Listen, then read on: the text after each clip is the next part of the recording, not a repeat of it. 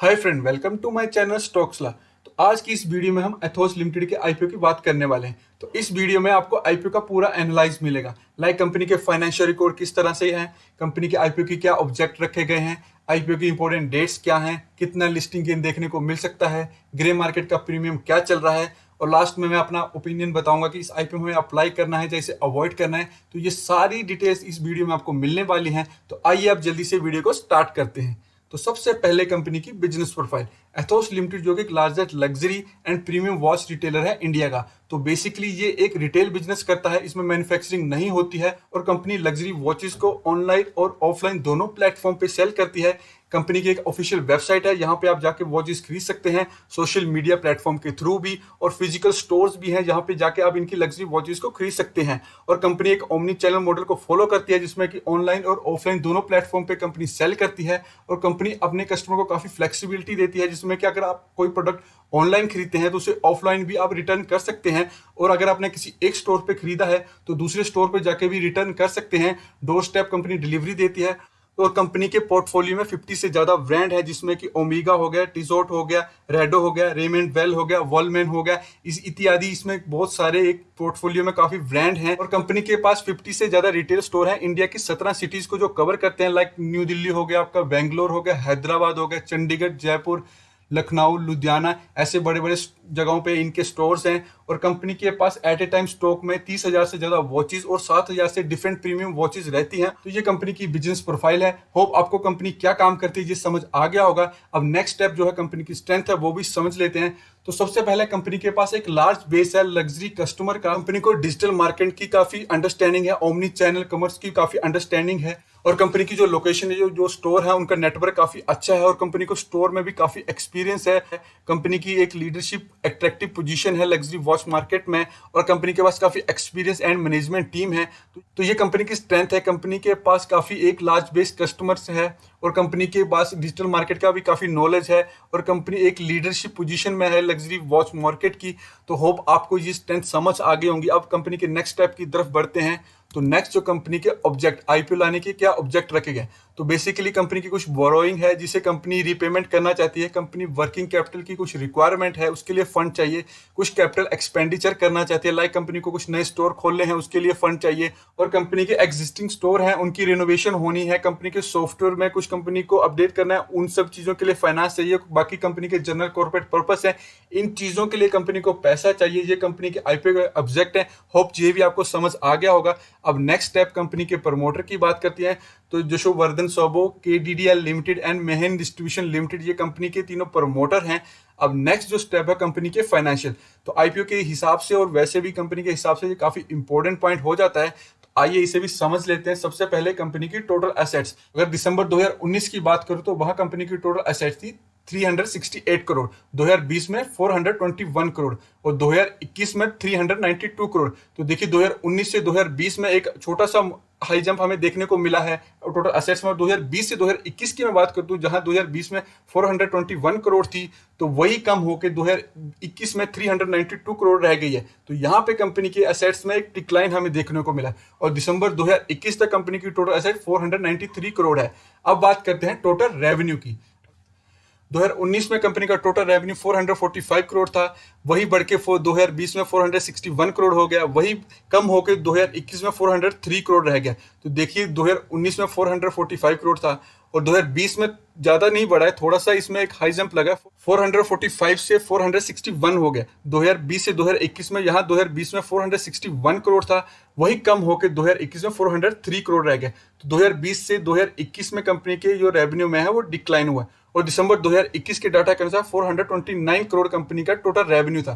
तो ये देखिए ये कंपनी का रेवेन्यू है। अब बात करते हैं पैट की, प्रॉफिट आफ्टर टैक्स की। 2019 में 9 करोड़ का कंपनी को प्रॉफिट हुआ था, 2020 में 1 करोड़ का लगभग लॉस हो गया, और 2021 में 5 करोड़ का कंपनी को प्रॉफिट हुआ था। तो यहीं से आप देख सकते हैं कोई एक सस्टेन हमें देखने को नहीं मिल रहा। जहां 9 करोड़ का प्रॉफिट हुआ था, वही कम होकर 1 करोड़ का कंपनी को लॉस हो गया, और वही फिर बढ़ के 5 करोड़ का कंपनी को प्रॉफिट हो गया। और दिसंबर 2021 के डाटा के अनुसार कंपनी को 15 करोड़ का भी प्रॉफिट हुआ है। तो ये कंपनी के फाइनेंशियल है, तो काफी स्ट्रॉन्ग फाइनेंशियल तो मैं नहीं कहूंगा, और एक ठीक ठीक पॉइंट भी मुझे नहीं लग रहा है, काफी बड़े फाइनेंशियल तो बिल्कुल नहीं है। दिसंबर 2019 में 9 करोड़ का प्रॉफिट था, फिर 1 करोड़ का लॉस हो गया, फिर 5 करोड़ का हो गया। तो एक सस्टेन जो हम कहते हैं कि वो चीज नहीं है कि एक प्रॉफिट हुआ फिर प्रॉफिट में थोड़ा सा कम हुआ, बल्कि 9 करोड़ से सीधा कंपनी लॉस में आ गई और उसके बाद 5 करोड़ का प्रॉफिट हो गया। तो मतलब कि एक कंपनी में सस्टेनेबिलिटी इसमें नहीं दिख रही है, और कंपनी के काफी एक हाई प्रॉफिट भी नहीं है, एक नॉर्मल सा प्रॉफिट है। तो ये फाइनेंशियल मुझे इतने अच्छे पसंद तो नहीं आए हैं। अब इसके नेक्स्ट स्टेप की तरफ बढ़ते हैं। नेक्स्ट जो स्टेप है कंपनी के आईपीओ की डिटेल। आईपीओ जो कि ओपन हो रहा है 18 मई को, और आईपीओ की क्लोजिंग डेट है 20 मई की, और आईपीओ की फेस वैल्यू 10 रुपए पर इक्विटी शेयर। आईपीओ प्राइस जो रखा गया है 836 टू 878 पर शेयर रखा गया है। तो यहाँ पे ये पॉइंट है, कंपनी का जो आईपीओ का प्राइस रखा गया है 836 रुपीज रखा गया है। वहीं अगर मैं इसके फाइनेंशियल की तरफ चलूं तो कंपनी के फाइनेंशियल देखिए इतने स्ट्रॉन्ग नहीं है, 9 करोड़ 1 करोड़ का लॉस। बट इसी के अपोजिट अगर इसकी कंपनी के जो आईपीओ का प्राइस रखा गया है वो 836 से 878 रुपीज रखा गया है। तो ये प्राइस एक काफी हाई लग रहा है मुझे, ये ओवर वैल्यूड आईपीओ इसी टाइम ये इस प्राइस को देख के लग रहा है। तो यहाँ पे एक ये इस कंपनी का नेगेटिविटी आ जाती है। अब नेक्स्ट आईपीओ का लॉट साइज जो कि 17 शेयर का है, इशू साइज 472 करोड़ का है, फ्रेश इशू जिसमें कि 375 करोड़ है, और ऑफर फॉल सेल में 97 करोड़ है। Issue type book build IPO है, बीएससी एनएससी दोनों में लिस्ट हो रहा है। क्यूआईबी का 15% है, रिटेल का 35% है, और एचएनआई कैटी का 15% का कोटा रखा गया है। तो आईपीओ की डिटेल में सबसे इंपॉर्टेंट कंपनी का जो आईपीओ का प्राइस है 836 टू 878 रुपीज पर शेयर रखा गया, जो कि मुझे एक हाई प्राइस लग रहा है।